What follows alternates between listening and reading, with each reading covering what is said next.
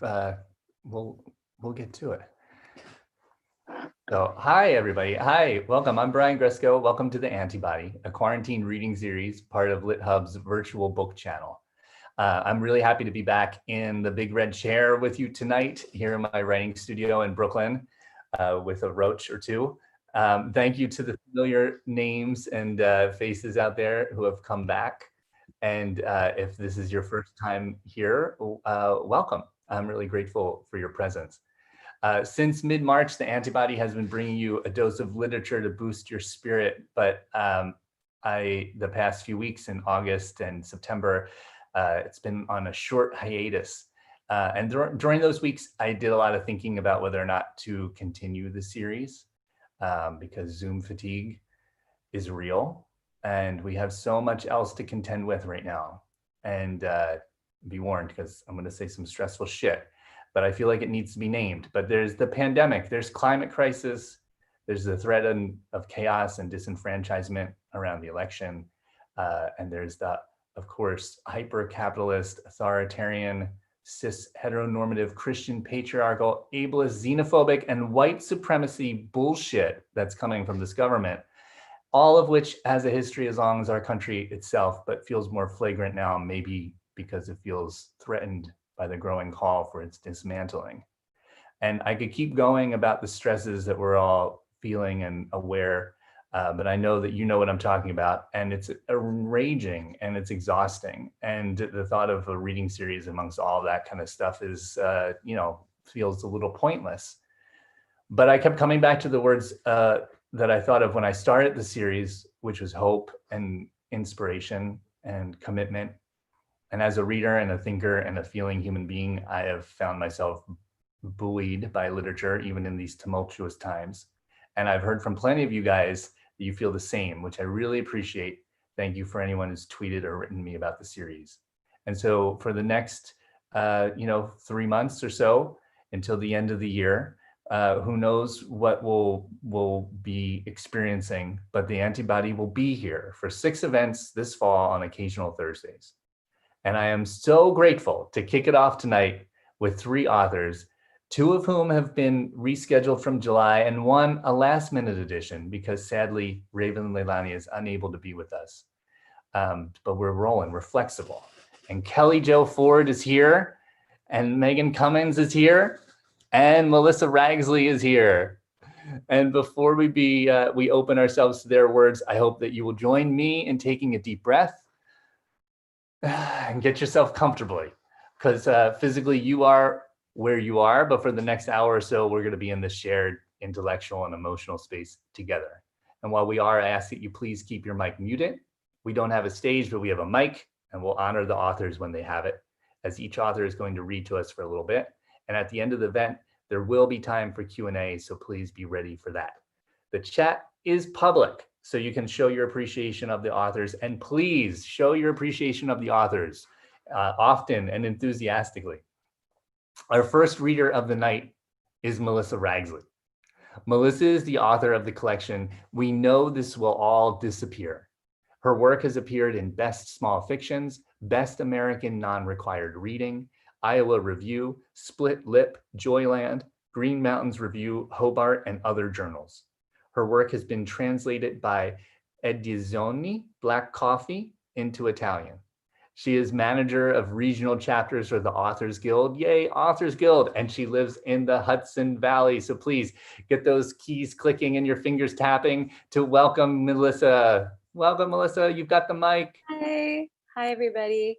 Hi. Thank you so much for having me, Brian. And I'm really looking forward to hearing Kelli Jo and Megan read as well. So I appreciate you all being here. So I'm going to read the beginning of a story from here's the collection. Came out in April from Pank Books. And it's like, when you're writing a story, like you don't really know what it's about necessarily. And so like when I reread this story after the 2016 election, I thought, oh, well, maybe this is about being complicit. And it's kind of about willfully ignoring the obvious for the sake of your own comfort. So yeah, it's kind of about white women a little bit. And it's called Tattoo. And I'll just read a few pages of it. Okay. Okay. It took a while for him to tell me he was God. It was the third talk we had. Talks were special times when San would take only one of us girls into his room at the back of his house, where we'd station ourselves in the two pumpernickel leather chairs by the windows. Above one chair was a portrait of his father, above the other, his mother. He told us he had painted them himself, and we believed him. No reason not to. I'd been in the single-storied clapboard house for a few weeks before I was summoned for a talk. My stomach burned when he called me, like how the whale must have felt when Jonah lit a candle inside its belly. With mugs of steaming chamomile tea, I entered his room. Spoons circled around the lips of cups as I walked across the wood-slab floor. San had told us, when he went over the rules of the talk, that when the tea stopped steaming, the words could start. It wouldn't matter who spoke first, just as long as they were words worthy of the talk. Most of us let San start, even Shelley Rebecca, who wasn't afraid to roll her golden dollar eyes at him, but only when he turned away, displaying his wide linen-covered shoulders. Us girls saw her muttering under her breath as she swept up the kitchen. I was sitting in the chair across from San, making sure my cotton knees touched. My feet were wide apart in heavy black boots tied with serrated ribbon bows. He commented positively on them, and I looked down into myself and squeaked out a thanks. My zipper scratched my chin where it would break out every month. San said the breakout was how he knew when I was bleeding.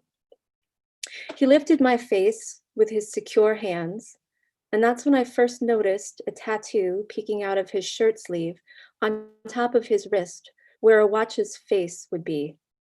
"Is that a peacock?" I asked, since I always did fancy birds. "It's not, Norlin. It's a cassowary. It's like a peacock, but different.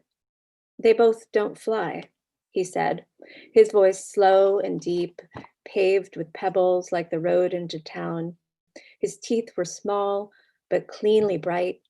He took such care of them and taught us to as well. His gift to each of us when we first joined the house was a soft bristled toothbrush in princess colors with stars and hearts on the handles.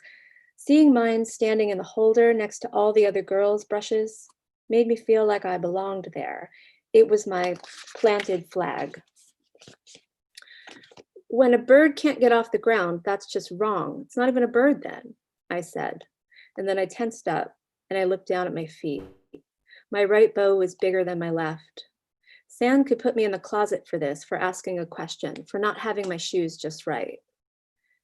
San said questions were just fine, as long as they weren't trap questions.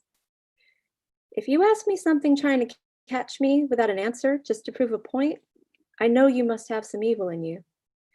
It was his belief, and consequently the belief of all of us girls, that evil became confused in the dark. It was so dark itself that when it was confronted with nothing but the same, it fell into itself like a black hole. Bad things don't exist in the dark, San used to like to say. That's why punishments were always in the closet. It's a shame, isn't it, when you realize something's limitations, but people can't fly, and we somehow managed to figure out a way to make a machine that does. So our limitations don't have to be a burden. They can be an inspiration. San drawled his thoughts while patting my head. My honey hair frizzed, since the curly hair shampoo and conditioner I used to use was too expensive for our budget now. We took ivory white bars of soap and smoothed them over our wet scalps. We could wash ourselves in the bathroom with warm water and a rough cloth whenever we felt necessary, but we got a proper bath with soap once a week in San's tub. His bathroom would steam as he drew the water as hot as skin could take it. He'd watch us as we dipped our toes in to test it. We wore white cotton dressing gowns in the tub, as San had read they used to years ago, when people still believed in the sanctity of the human form. He'd make sure we were safe and comfortable as the cloth shielded our nakedness. As I would recline deeper in the tub, the water made the gown transparent, almost forming another layer of skin. Dan would light a candle and give us privacy as he sat on the other side of the closed door, ready with a towel. The day of my talk, my hair was clean, so I didn't flinch when he stroked it. I was relieved. I had asked thoughtful questions, one he could teach me a lesson with. Is that why you have that tattoo? To remind you of your limitations? I thought this was a proper follow-up, and he would stroke my hair again.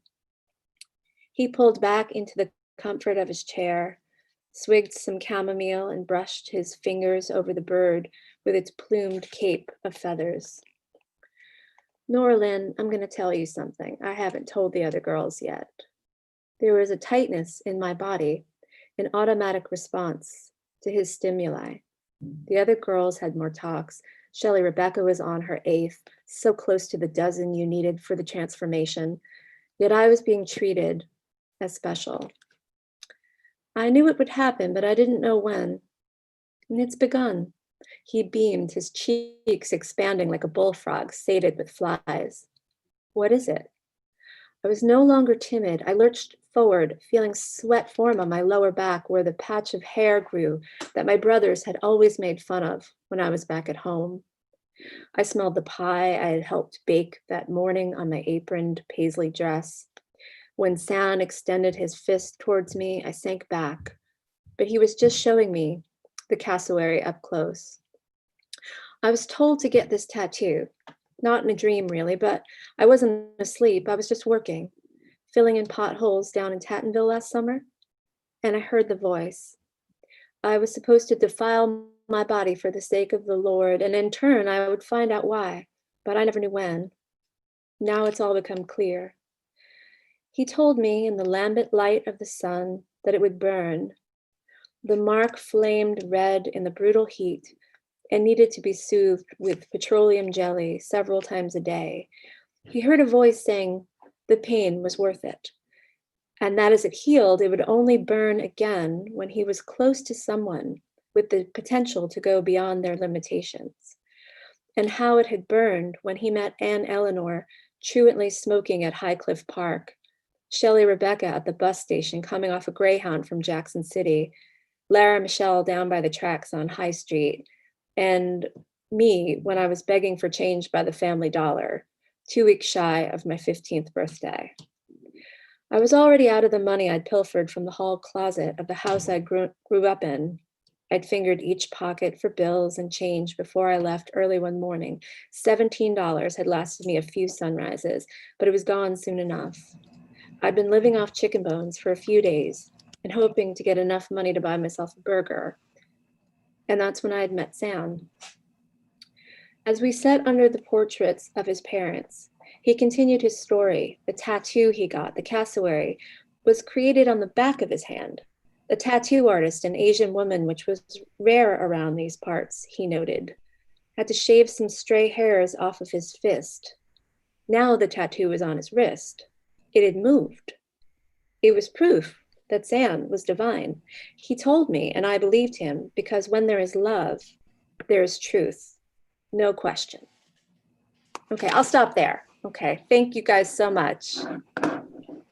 Oh, wow. Thank you, Melissa. Wow. Will you guys show some love for Melissa in the chat? Oh my goodness. We are off to a creepy, creepy start. That was so good. It's got my skin crawling. Wow. Thank you so much, Melissa. Oh my goodness. How could you not want to know how that story continues? And I'm going to put a link up here to you can get. We know this will all disappear. I started a little store with the affiliate store with the bookshop.org. Bookshop will direct your sale to the nearest independent bookstore, or if you don't have an independent bookstore nearby, they'll funnel part of the sale to one. And at the end of the year, any affiliate money that comes from those sales, I'm going to be donating to a social justice nonprofit, most likely just Black Lives Matter, but I will wait until the time comes to see where the money is needed, and I will announce that figure on Twitter. So please support our authors and support independent bookstores, and get a copy of Melissa's book. Thank you again. That was such a great story. Our next reader is Megan Cummins. Megan is the author of the short story collection, If the Body Allows It, which won the 2019 Prairie Schooner Book Prize. She is the managing editor of A Public Space and A Public Space Books, and she lives in Brooklyn, New York.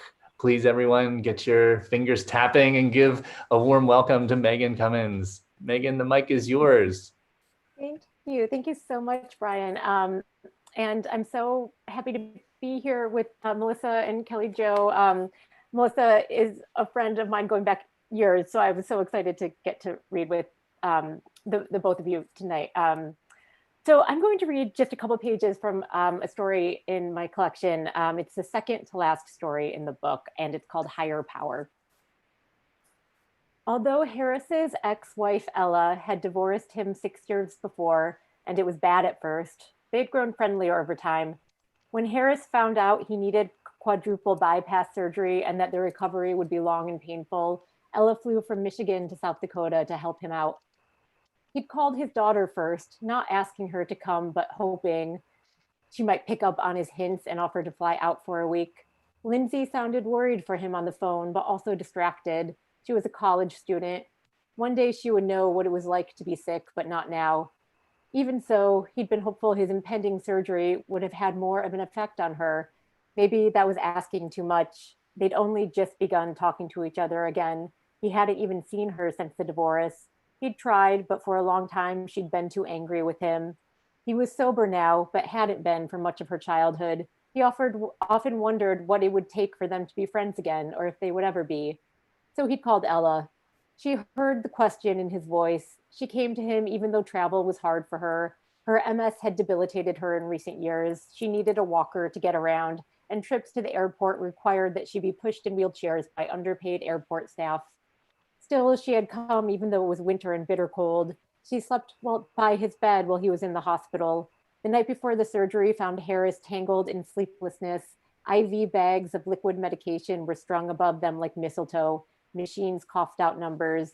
The blood pressure pump inflated around his arm automatically once every hour, but Ella dozed through all of this. Earlier that day, when his hospital gown had slipped off his shoulder and exposed his bare ass, she'd been a good sport. She said, "It's nothing I haven't seen before," and good memories of their old life together flooded back to him. But as the nurses wheeled Harris into the OR and as the mask was fitted over his face, the memories became sad. He thought of the days when he and Ella had shared prosperity, if not happiness, when their togetherness had felt natural and perpetual, and how those days were gone forever, and then the anesthesia massaged his brain to sleep. When he came out of sedation after the surgery, the pain was so great and the world pulsed in such a disorienting way, he believed he was dying. His heart rate soared, and Ella held his hand as they put him back under to give him a little more time to rest. She stayed with him for 2 weeks. When he went home to his one-bedroom apartment, Ella had gotten the house all those years ago, but had lost it to the bank during the housing crisis, and now she lived in a similar apartment herself. They watched movies together. The break from loneliness did his recovering heart good. He had someone to talk to. He told Ella about the good news he'd had right before the surgery. The advertising agency where he used to work before he'd been fired for being drunk too often had hidden pension funds from their employees. A retirement account with $100,000 in it was to be set up in Harris's name. This had come just in time. His savings were dwindling. He hadn't worked in a couple of years, though for a while he'd worked for a small agency in Sioux Falls. Then the recession hit and he was let go in a last one hired, first one fired sort of situation. Luckily, he was allowed to keep his old health insurance and pay for it himself. He had a vague idea that Obama was to thank for this, and he was indeed thankful. Before the surgery, he'd sent hundreds of applications into the void of the internet. He had a profile on every job site there was. He'd even flown to Missouri for an interview, though he could tell as soon as he sat down that they had no intention of hiring him. Ella congratulated him when he told her about the money. "You worked hard at that agency," she said, up until the end at least. It was true. He'd won awards. He'd had a corner office. And it had all collapsed around him, but for years his creativity flowed and he made money for the company by snapping his fingers. He'd made his and Ella's money disappear by snapping his fingers too. There'd always been another paycheck until the day the severance ran out. Ella left Sioux Falls and Harris kept going to physical therapy. A month passed. Harris and Ella talked at first, but then Ella stopped calling. She was distracted by her own life. Lindsay didn't call much either, but that wasn't unusual. The last time they had spoken, she had made a comment about always being tired, and Harris was worried she was depressed. He was sometimes depressed and had spent years feeling overlooked because of it until he finally started taking drugs. But she didn't sound sad. Harris told her to call him if she needed anything. Another month passed. He didn't hear from her, and Harris felt a dark cloud engulf him once again. He emailed Lindsay and told her how he was feeling. "I'm lonely out here," he wrote. "Send me a note when you have time and tell me how you are." Lindsay didn't respond. Harris's sadness sharpened into anger and roared through him like a motorcycle alone on the road in the middle of the night. Lindsay was a cold girl.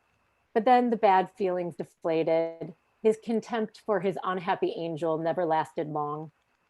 Then the money came in, gloriously six-figured, and the money worked alchemy on his feelings, mixing them until they were golden and happy. Harris turned 56, another year having come and gone. He started dating a woman from AA named Claudia, a lifelong South Dakotan who wore camouflage and never cut her hair. She inspected wastewater treatment plants for the state, but was planning to retire soon.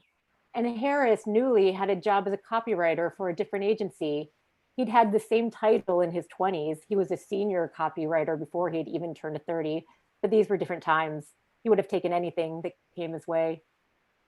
Things got serious with Claudia quickly. They both thought, what the hell? After a few months, they decided to move in together. After looking for rentals was unsatisfactory, they put a down payment on a house together, a small ranch with a big yard right on the edge of Sioux Falls, where the city met the prairie. Harris stood in the front yard as Claudia wrestled the big wooden for sale sign out of the ground. The realtor was taking too long to come and get it, she said. And he thought it was nice to have one's own front yard. They hadn't finished unpacking when Ella called just a few weeks later. She said she'd done some thinking.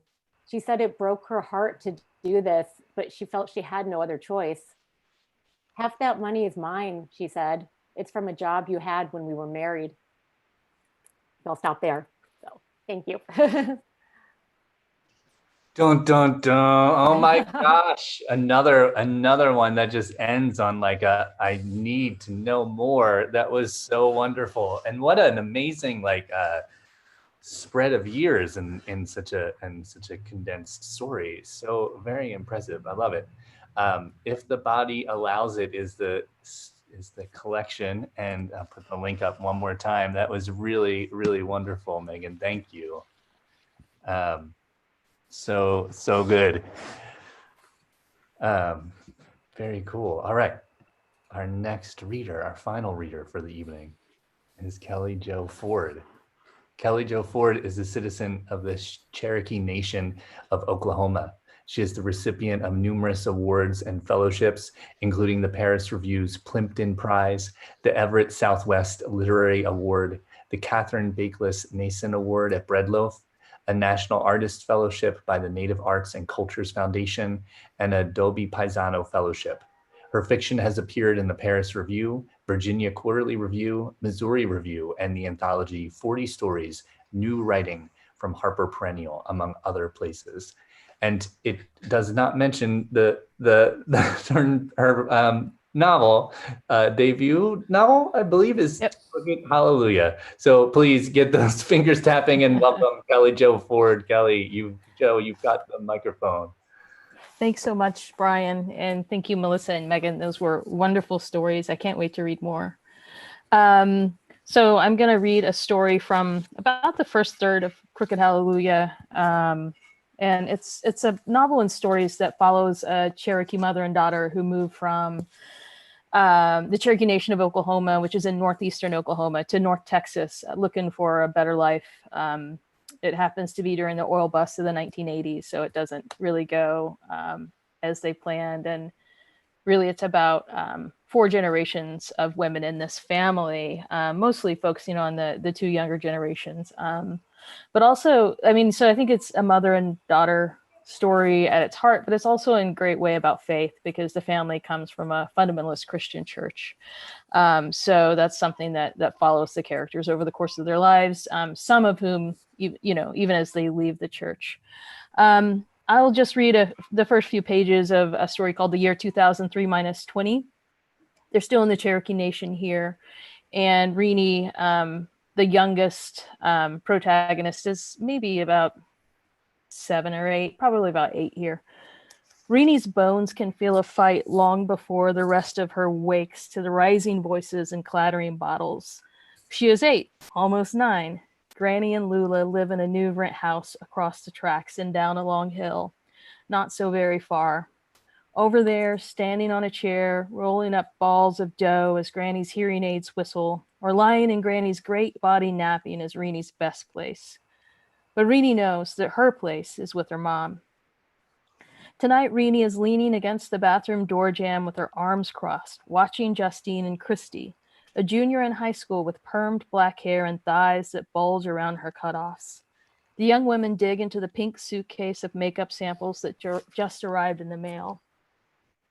Emerald Noir, fancy, Christy says, opening a plastic eyeshadow tray. I can't believe you signed up. I wrote a check so it won't cost anybody anything, says Justine. And it, Christy says, and they laugh like bouncing a check is the funniest thing in the world. Renee doesn't laugh. Just kidding, Justine says, tossing a cotton ball at her. Besides, if I get good at this, we'll be in our own place before you know it. We'll probably get a pink Cadillac and drive to Dallas and dine with Mary Kay herself. Oh, I'm definitely skipping school for that, Christy says, bumping Renee with her butt. I ain't never seen a vampire. Renee and Justine rent the 2 upstairs bedrooms of this big old rickety house from Christy's mom, who Justine worked with on the line before switching to days. Renee likes it here okay. Christy lets her come into her room and listen to albums sometimes. She lets her watch television with her and her friends after school. Justine isn't quiet like she was at Granny and Lula's. Isn't so mad. Justine makes a V with her fingers. She puts them over Christy's cheeks and tells her to hold still and quit grinning. She colors in dark rouge first on Christy's cheekbones and then her own, just the way the lady had shown her. She pulls out a deep maroon lipstick to match the rouge and turns to Renee. Sure you don't want to get dolled up, Bean? Renee shakes her head. The lipstick is so dark it looks almost black in the fluorescent light of the bathroom mirror. Don't matter. You're the prettiest little Indian I ever did see. Justine rolls her lips together, smoothing the lipstick, then kisses a piece of toilet paper and hands it to Renee. Makeup, Justine had said, was just one reason they couldn't live with Granny and Lula, who quoted Timothy so much that Renee could mouth the entire scripture along with her. In like manner also that women adorn themselves in modest apparel with shamefacedness and sobriety, and so on. Renee could count on Justine to follow with a crack about Timothy's next verse, women staying in silence and subjugation. Then there would be stretches of hard quiet, and they were just better off here, so said Justine. Renee takes the toilet paper and presses her own lips to it, rolls them into the color. She stands on her tiptoes in front of Justine and looks in the mirror, then wipes her lips with the back of her arm. A good time crew from the factory drifts in and out of the house. Cigarette butts transform ashtrays into morning after volcanoes.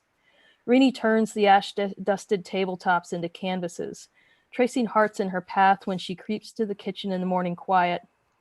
Men with union money to spare bring occasional gifts, a bone-handled jackknife, a book of knots, the licks of a bobtailed dog. They fill the house with noise and a sweet-smelling smoke that Renee has come to know. They leave behind safety glasses, a stray sock here or there. One leaves the Waylon and Willie record that Renee keeps stashed beneath her bed. If being with my ex taught me anything, Justine says, it's take not 1 ounce of shit from a man. Justine, who won't call Kenny by name anymore, holds her eyeliner to the flame of a match to soften it before touching her eyelid. Renee leads to the doorway, waiting for the familiar sermon. You can't trust a man to take care of you. Remember that, Renee. You can't trust them at all, for that matter. They'll lie to get what they want.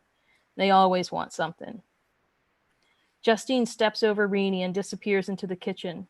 She's going to work tonight at the second job she's picked up, waiting tables at a cowboy bar.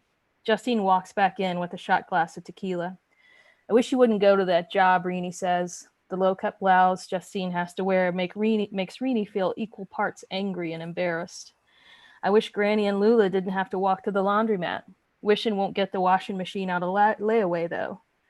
Justine does a little shake with her hips, holds up her tequila, and winks at Renee. Renee digs through Justine's purse and finds the lemon-shaped squeeze bottle and disposable salt shaker. She passes the salt and squeezes a bit of lemon into her own mouth before handing it up to Justine, who has already licked the back of her hand. I go now and prepare a place for you, Justine says, before giving the salt a shake and drinking the tequila down. She cackles, then gets mock serious, maybe, Renee's not sure, and says, Father, forgive me. Kenny seemed good-natured enough until he didn't. After him, men ran together in Renee's mind. There could have been 1 or 10. There was the one who traveled around sharpening barber's razors and scissors and prided himself on keeping the kitchen knives sharp. There was a rodeo clown with a sweet dog and his own bag of makeup. There was the one whose friend owned the bar where Justine worked. This one, he wore a .38 special in a holster he clipped to the inside of his cowboy boot. He had a long red ponytail and plenty of money, but no job. After Justine ended it the first time, he stood at the bottom of her bedroom window crying and strumming a guitar. The second time, he snuck into her locker at the plant and filled her purse with poison ivy. Renee doesn't know what her mom is looking for in the men or nonstop working. She doesn't know what makes her squeeze Renee so hard and so long sometimes that it seems like all the air might leave Renee's chest for good. What makes her sit up all night watching Renee sleep some nights and stay up making noise with a good time gang others. Renee doesn't understand what makes it so hard for her mom to keep still. As far as Renee can tell, they don't need much at all. In between the one job and Granny and Lula, they have all they might ever need in the world. Like a cowboy from Waylon and Willie Come to Life, in saunters the jockey from Texas, a towhead with blue eyes and skin like orange leather. Pitch stands a whole head shorter than Justine. Despite his size, he fills the house with bellowing laughter and a Texas jangle, tight as a barbed wire fence. He doesn't drink much. When he's around, whatever it is that keeps Justine wound so tight seems to ease up. He buys Renee a Zebco Reel 1 visit, then shows back up to take her and Granny fishing. He lets her braid racehorse mane and stand in winner's circle pictures. Renee beams when he remembers to leave her eggs runny and fly her baloney black on the edges. I'll stop there. Thank you, Kelly Jo. You bet. Thanks, everyone. Fantastic show, Kelly Jo. Some love in the chat, please.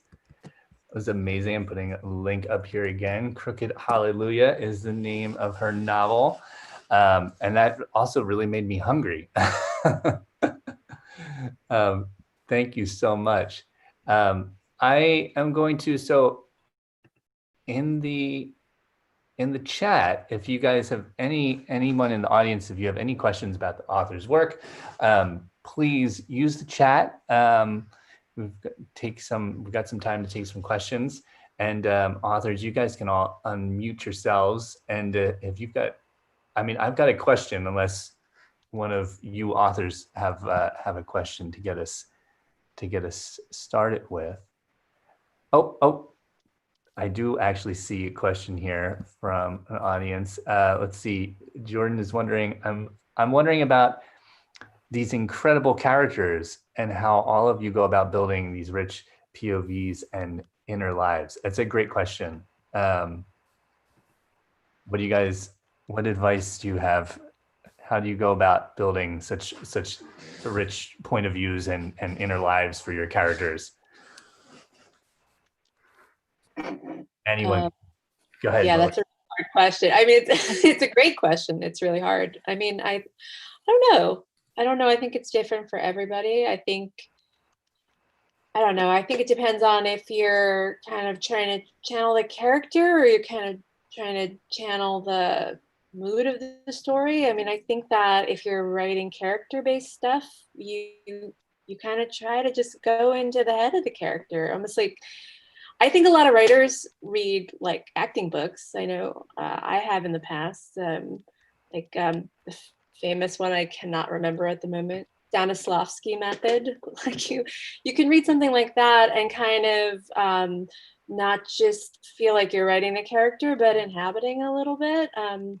But I think whatever works, just throw whatever works at the wall and see what sticks.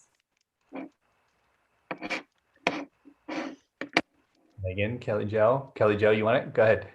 Sure. I mean, I would just say that for someone like me, I'm an incredibly slow worker. And so I worked with these characters for over 10 years. And so that's one benefit of being a very slow worker is you spend so much time with the same characters. I don't really recommend working on your book for over 10 years, but if you do, it really helps with character building. And also there are certain characters that just come to you, and then you want to spend more time with them, I think, and the more time you spend with them, the better you know them. There are characters in the book who I tried to give stories and I could never get it right. And then there were others who just, have so many stories, just, I could have kept writing them for years. Well, I mean, I did, but I probably could continue. And other important characters just didn't seem like they had, I couldn't give them a voice. And so it seemed like they just didn't belong in the same way. So we learned more about them from other people. Yeah, I think I draft kind of quickly and then revise really slowly. And so I sometimes like to see, when I'm going back to revise, if something like what came out in that first draft, what came out about the character as sort of like an instinctual, like knee-jerk thing about them. And I try to kind of like explore that, like go as deep into that vein as I can.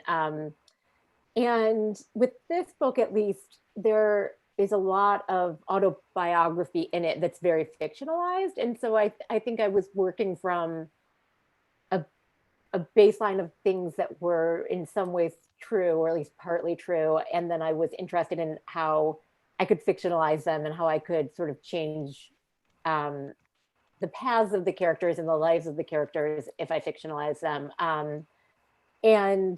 But it is really hard. And I remember in college when I first started, trying to write, when I was like learning about point of view, I was like, oh my God, how am I ever going to understand this? And, in some ways, maybe I still don't, it's something you almost have to like teach yourself again with every story, because each story is going to present a different challenge about it, or novel or whatnot. So. That's interesting. It makes me think of how the cliche of like finding your voice, where it seems more like every story or every novel, every project has their own way in, maybe, or their own voice. And it's just because you find the voice of one project doesn't mean you've suddenly tapped into everything. Melissa, I see your comment here to Megan about revising. Do you do a lot of revising on your stories? Like, are you revision heavy, or just do things kind of happen? Yes and both, I think. I think that I'll take a lot of time just thinking about something, and then you kind of let it out. And then, so I feel like a lot of stories kind of come, I wouldn't say fully formed, they come formed. And then the revision process makes it full, makes it more three-dimensional. Like, I really think that without revising, I kind of do that, like write the whole thing, then like revise a page at a time. Like start from the beginning, revise the first page, then like start reading it again from the first page. And then I find I get to, about the second page before I have to sort of revise the whole first two pages again. So it's like back and forth until you eventually get to that end point. And then, I mean, honestly, I don't know if this happens to other writers here, but if you look at things you thought were like done, they're published, you're happy with them, you read them again like 2 years later, it's like, I would change this, I would change this, I would change this. So, and I think that's fine. I mean, I think you can write a story, think it's finished, publish it, be happy with it, and still know you want to change it later. And you can if you publish it again in some like a collection. So it's never really done. Right. Or if you're Louise Erdrich, like she continually had, like she's revised Love Medicine. I don't know how many times. There's so many different editions because she continues to go back. But that's also like just like a universe of characters in a world that she's continuing to write about in different books. So I can understand the urge to want to go back in, even to like in that case, it's a perfect book, but she sees ways to make it more perfect for her, I guess. I would love to see like a I don't know, a sci-fi, Netflix series where all of the tiny different versions of Love Medicine like meet, sort of like come together, and the different characters. Oh my God, funny. That sounds like a dream. Yeah. Yeah. I was thinking too, Melissa, from what you said about, and both of you, from the different, the different iterations after something's published, like I think, there's meaning behind those different versions, and it's interesting to think about it from like a, I don't know, just like looking back on one's sort of body of work one day. But it's almost like, how people say no regrets, but like they're lying. Like you always have regrets about your life and you want to redo things. And it's like, this is a chance to redo not your own life, but a life you've created. Like if a story is kind of a little world you've created, it's a way to have a little control over it. So, and it, I think the more you read, the more you write, the more you grow in your art. I know that sounds kind of like your art, but it's true. Like the more you practice it, you evolve into something a little bit different. So like if you wrote a story when you're 25 and you read it when you're 30, you might see something different in it that you didn't see before. And I think that that's kind of cool to be able to go in and reimagine it. Kelli Jo, how did you stay engaged in a project over the course of 10 years? I mean, like building off of what Melissa just said, I mean, like, were there parts of the book then, like, 8 years in that you thought were done and then kind of reopened because, time went by and you had a different view on them? Sure. I mean, one way that I did it was I wasn't engaged with it for the, all of that time. And I didn't necessarily know that I was writing this book. I just kept writing short stories that were from the same places and eventually the same family. And so, it just over the course of time, I realized I didn't necessarily aspire to write a book. If I think too big, I get paralyzed, and I just wanted to write one short story at a time. Mm-hmm. So I didn't start with a grand plan. And so then I had to go back and try to lasso all this stuff together. But I don't know, like I've never felt like anytime I sat down to write, just stories from this world came.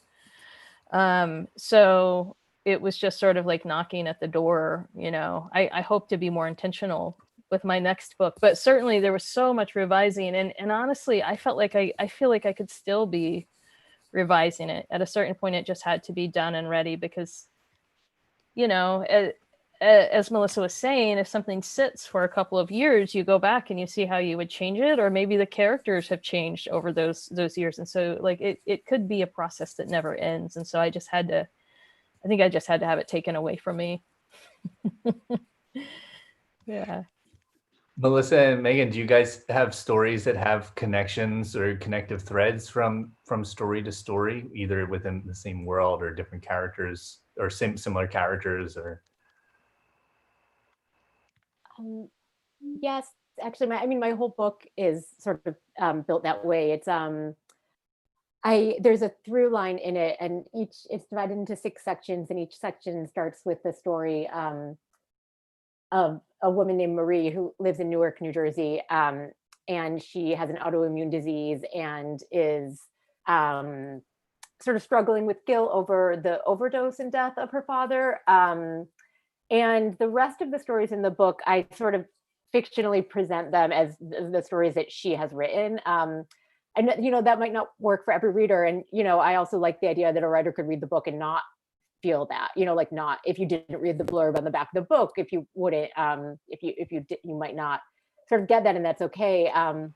And so this penultimate, the story that I read from, the idea behind it is that Marie wrote that story imagining what her father, like if her father hadn't died, what his life might look like.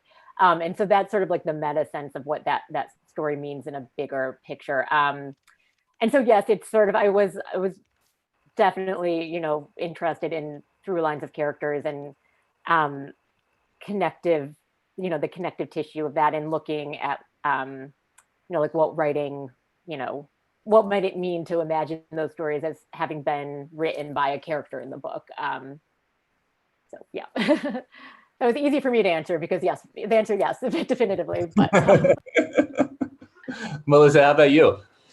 Yeah, there's not a through line as far as character or story, but I think they also have similar moods. I think that they all have, I don't know, they all seem to be a little bit about secrets, about the things that you don't like display to the world, but you reveal to people that you're trying to have an intimacy with. I think there's something about intimacy and secrets in it. So mood, yes, but not connective characters. Yeah, I think they all kind of stand on their own, but I think that they all work together mood-wise. That's interesting. It sounds, the metaphor that comes to mind is an album, like the songs all feel a part of the same album, even if there's not the melodies or lyrics that repeat or something like that. Yeah. Neil has a really interesting question, which is, do you feel in developing a character or a story, is it more of a layering on or a stripping away to the essence, like a sculptor? I mean, I guess, is it a reductive process in revision and creation, or is it more of a subtractive? Wait, did I say reductive? Is it subtractive or is it additive? Math, not a strength. I think it's both. I think you have to go back and forth. I mean, at least for me, you have to go back and forth. So it's like, you start chipping away at stuff, and you're like, if you're like, sculpting something, and you've made the nose too small, and like, oh, there's no nose at all now, so I have to put the nose back on. I think, I think you just have to go back and forth, because I think anytime you think you can do something one way, you're wrong, and you have to kind of troubleshoot, from issue to issue. So I don't know. I find it really hard to know what like the essence of something is until it's really all done. And then it's like, oh God, I have to go back and do the whole thing over again. So it's really daunting. So I try to do that, while I'm writing a story. I don't know how people do it when they're writing something longer. Like I've been working on a novel for like 5 or 6 years, and I'm not done yet. And it's I don't know. I don't know if it can be done. I don't know. We'll see. Megan, or Kelli Jo, go ahead. Well, there are definitely autobiographical elements in my book as well. And I guess what I'm thinking about is, if you have characters who might be inspired by life, perhaps it's more of a stripping away, because you might come into something, even if you're not intending to present a person that from your life, but there's an inspiration there. You might come into it. It might be, I don't know, that character is not going to be as dynamic as one that you invent, and even, does that make sense? I think you may have to strip away what you know about someone if you're trying to sort of do like yes and no fiction, like, this character is inspired by life but is still fictional. Mm-hmm. If you try to just sort of like relate in writing this person, it's not going to be dynamic. So I think you're going to have to strip away what you think you might know about the character and let them surprise you, if that. makes sense. I'm not sure that I'm being clear exactly, but I think it can be pretty hard to write autobiographical fiction in that regard, because you know so much, and it's hard to allow, like, life to surprise you on the page. Megan, can you help me here? Yeah, no, that's so interesting. I really love what you're saying about what you might uncover, that you don't already know. And I think I had thought about that a lot when trying to write, the trying to twist the autobiography, because I knew that I wanted it to sort of track details of my real life, but I wanted to be able to fictionalize it too. And you really kind of, I really had to like step away, and allow the main character, the character with the through line, to be sort of like much more reckless, and than the character she's based on, or the person that she's based on, and which is me, but and much more sort of I actually, the way I thought about it, I think, was letting melodrama in. And I think I think melodrama actually sort of has a bad name. And I also think, if like I'm thinking like, oh, this is melodramatic in my writing, it's probably actually not as melodramatic as I think it is, because I think something that's obvious to you might not be obvious to the reader. So like allowing that drama in, I think, helped me. And I think I probably thought of it as like a chipping away and seeing what was there, but also like I kept all those shavings, and it was like a big mess, but I wanted to chip away and see what was underneath, but I wanted to keep all those shavings too, and sort of see where I could, not fit them into the stories, but see what was, what had they been, what were they? And the hard part for me is then like, how do you have this kind of like raw truth, messiness, but then also shape it into fiction? And it's a balance, finding the two, because you don't want to carve it away to like something so streamlined that there's nothing surprising about it, but you have to shape it too. So I'm mindful of your guys' time, and but I do see that we've got such a group of writers in the house. So instead of asking a more general last question, I'm going to ask one that struck me as you guys were reading, which is that all of your writing, the characters were so embodied on the page, and you've talked a bit about point of view and about the shape of the story. But in terms of thinking of a character's physical manifestation in the narrative, what kind of imaginative work goes into that?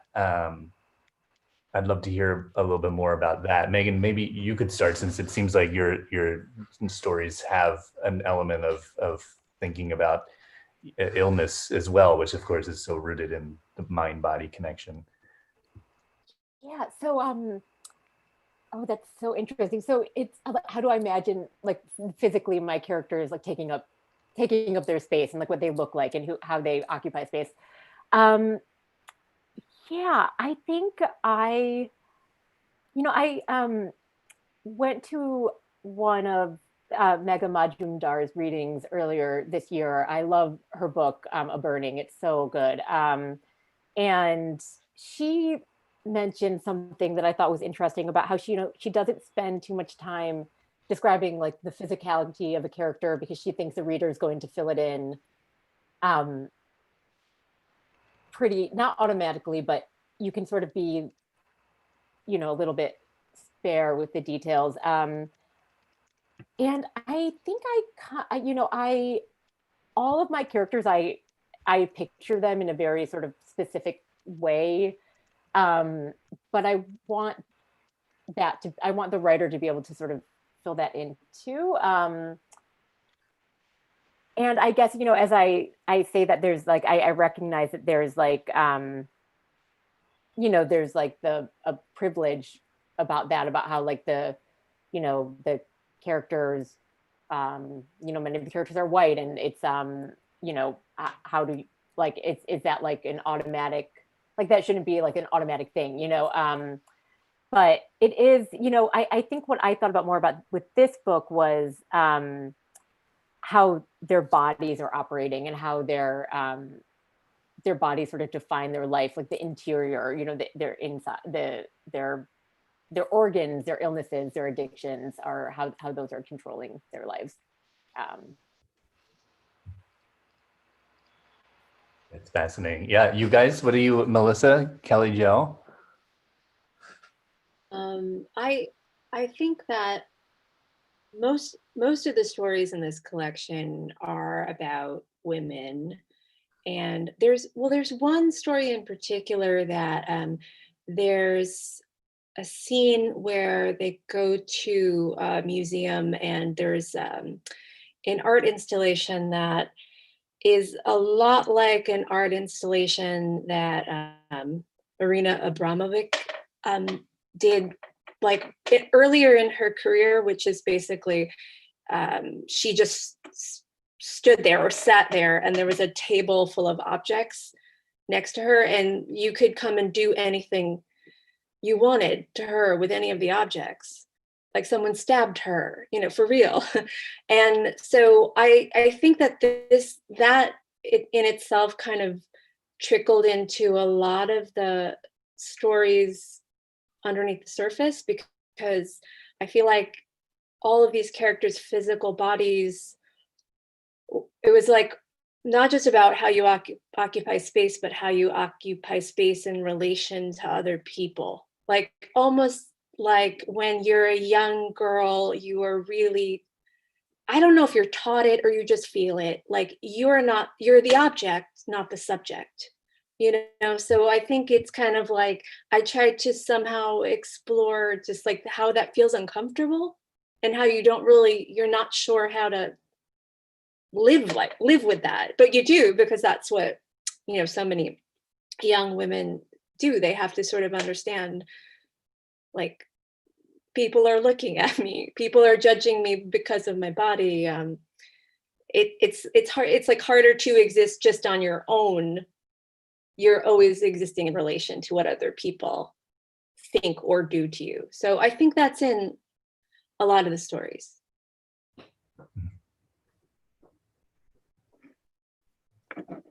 So the other day on Twitter, someone was like, it's the second or third week in creative writing class, and I'm gonna have to remind everyone that you have to describe their characters. And I felt attacked. So. I think we're on the last question being answered. Because I feel like that's something that I think that I'm not that interested in. But really, I think it's just like, I'm not interested in describing what someone's nose looks like, you know, but I'm interested in how people move and a physicality on the page. But yeah, but it's something I think about. I feel like sometimes I have to go back and put more descriptions in. And sometimes that might also have something to do with, you know, writing something that, again, is somewhat autobiographical. I sort of come into it with a specific vision, and so I don't stop to think too much about what people look like. But I really like what you said, Megan, that Mega had said. I think that rings true with me as well, that I feel like readers are gonna fill in the characters, and they're gonna be a little different for everyone.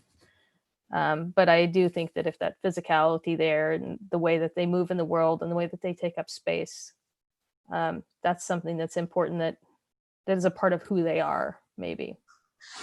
It's a really good question, though, and I don't know that I feel like it's one I want to think more about.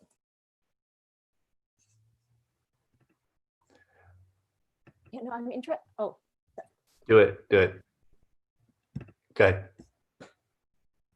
oh, me. Oh, sorry. No, I was just saying, it's Kelly, what you said about how they move. You know, I love the idea that you can picture, like a reader can picture a character by their movements and by what they say, and you know, and it's like, you don't have to go into detail about, you know, what like you said, what their nose looks like, or you know, how tall they are, or something like that. I think readers can. I think that's enough for readers, most personally. Well, thank you guys. These have been fantastic to hear you talk about your craft and all of the work that you read. It was so, I think the questions really got at just the the depth of layers that were working there, both in terms of the tone and the interiority of the characters, and also their physical being in the space that you guys that you created. So thank you so much, Megan. Thank you, Melissa. Thank you, Kelly Jo. And thank you, everyone who's here. And I'll be back on Thursday, October 8th, with McKenna Goodman and Hari Kunzru and Sigrid Nunez. So please come and check that out. That'll be a great reading. And there's I'll put the link up here for the full schedule, of readers and videos of, at this point, over 20 events. You can find that up there. Yeah, thank you guys again so much. And thanks to the Literary Hub. This will be archived on the Literary Hub's virtual book channel. You guys, until next time, stay healthy, stay optimistic, and keep reading books. Thank you so much. Take care, everyone. Bye-bye. So much. Thanks, everybody. Thanks, Kelly Jo. Thanks, Melissa. Thank you, Megan. This is great. Thanks for all the questions and everything. I love the Q&A part. That's awesome. Thanks. Good night. Bye.